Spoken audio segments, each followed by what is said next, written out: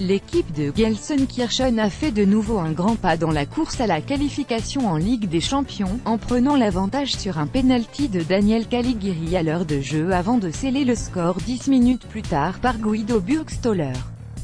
Pour le Bayern, l'heure du sacre est repoussée au moins d'une semaine. Les Bavarois comptent 66 points, soit 14 de plus que Schalke, et ont encore besoin au maximum de 5 points pour être assurés de leur 28e titre de champion, le 6e consécutif. Une formalité, puisqu'il leur reste 7 matchs à disputer. En cas de victoire ce samedi dans le Klassiker contre le Borussia Dortmund, le Bayern jouerait donc pour le titre dès samedi prochain en déplacement à Augsbourg. Avec 52 points, Schalke est désormais mieux placé que jamais pour finir dans le top 4, qualificatif pour la C1.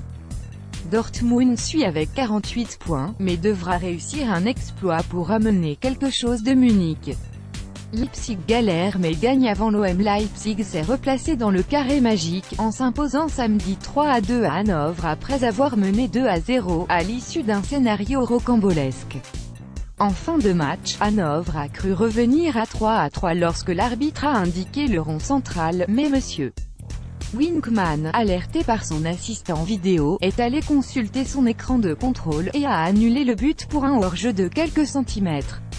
En bas de classement, Cologne et Hambourg, qui doivent tous les deux compter sur un miracle pour rester en première division, restent scotchés respectivement à 4 et 5 points du 16e, Mayence, qui accueille dimanche Mönchengladbach. Cologne, qui retrouvait des couleurs depuis quelques matchs, s'est totalement effondré à Hoffenheim et a perdu 6-0, dans un match où Marc Uth et le jeune Serge Gnabry, prêté par le Bayern cette saison, ont réussi chacun un doublé. Hambourg a pour sa part arraché un nul méritoire sur la pelouse de Stuttgart 1-1, après avoir ouvert le score.